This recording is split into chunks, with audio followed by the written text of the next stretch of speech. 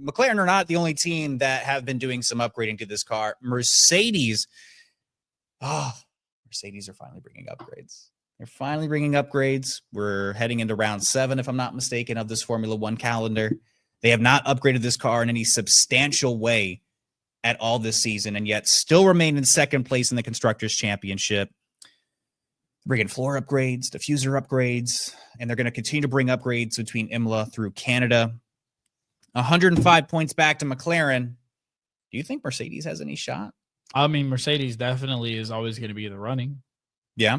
Yeah, I mean, I've said it from the beginning that we're not going to just run away with it and be clear. And, it's not going to be one of those situations like Red Bull's had in the past few years. Like, Mercedes is going to legitimately be in this race until the end, unless McLaren, like I said, Mercedes could pass them. Really, I mean, they could have an incredible weekend if McLaren doesn't have a good weekend. Mercedes can pick up the pieces and they can just stay consistent. They've got incredible car, they've got incredible drivers, they've got good strategies. They have an incredible, team principal, obviously. So Mercedes is also.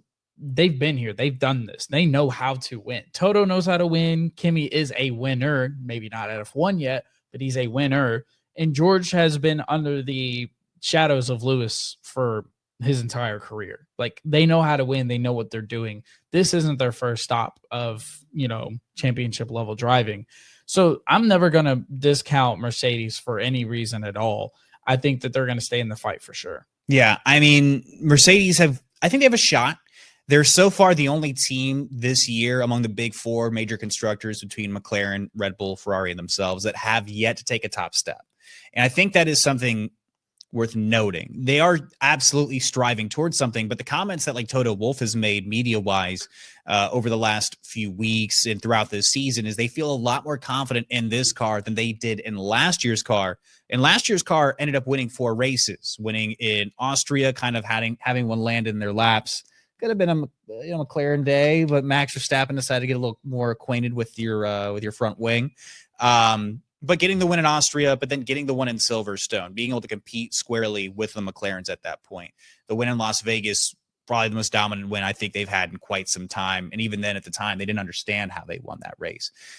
Winning in Belgium and then having George Russell get disqualified, but Lewis Hamilton obviously still collecting that win, coming in second place by I think like less than 4 kilograms of difference. Yeah. Right. So Mercedes last year with a car they didn't feel was as like strong of a base or strong of a floor. They made a lot of improvements and a lot of updates. And this is going to be hopefully something that helps close that gap. As a Mercedes fan, I'm incredibly excited.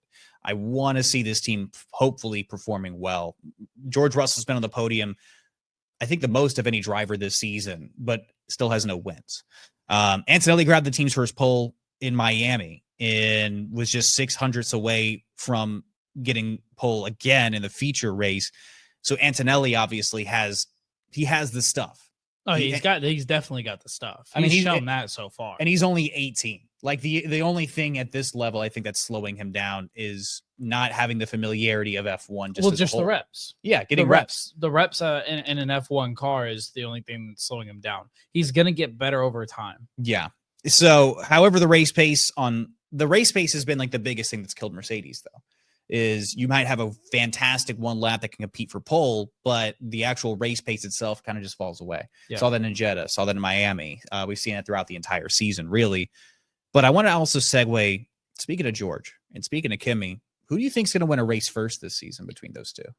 I think you should have to answer first because I've posed this question to you. He's acting like he came up with that all on his own. What do you mean? I literally texted you. I know I wasn't here last week, but I literally texted you the weekend prior. I was like, hey, we should revisit this topic because it's definitely real. Well, I brought it up on air. All right. And I'm just saying it's my idea.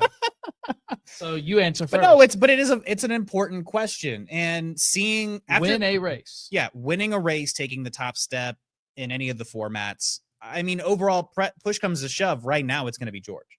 If the car is really good, let's say these upgrades absolutely hit, right? Mercedes comes out, they've gained 3/10 with a new floor, new diffuser, etc., and they're fighting at the front with the McLarens and Imola. If anybody's going to be there, I think it's going to be George. We talked about this just a few moments ago. Kimi just doesn't have the reps quite yet. Imola is a circuit he's familiar with. You know, the young Italian driver is very familiar with the Italian circuit.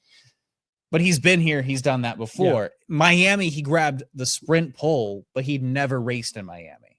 So the potential is going to be there for Kimi, but at the end of the day, it's just about race reps. Where he's losing it is in the race formats, is losing it in the actual feature race, the sprint feature, etc.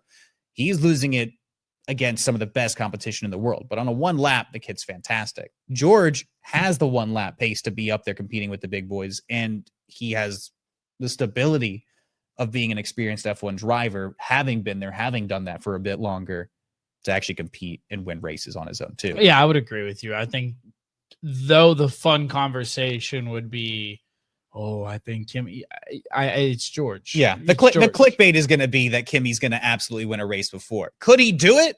Maybe. I think if things kind of happen, you can't rule it out. You can't rule it out with how fast this kid is going, and he's learning fast. He's learning fast, which is not a surprise. The only thing he doesn't learn fast in is math. Apparently. Apparently. But that gap is narrowing, and I'm really excited to see what that looks like over the next couple of years. I know there's contract talks that still have to be worked out, but I don't think Mercedes are worried about it. It doesn't seem like the drivers are obviously worried about it. But I will say this, if George does win this year, I would not be surprised if Kimi also is on the podium. I think that's fair. I mean, I said because that just means the Mercedes had an incredible weekend. Yeah, I think, if I'm not mistaken, going into the season, you and I had some bold predictions. That was one of our bold predictions, is that Kimi was going to get, at least one of mine, that Kimi was going to land a podium. Mm-hmm. I didn't say he was going to win a race this year, but the sprint pole in I think round 6. I think we both said that he would have a podium. Yeah, but sprint pole in round 6 of the season is a lot earlier than I was expecting. Raise those a little bit. Dude, P4 in his first race was ridiculous. But I can wax on about Kimi all day.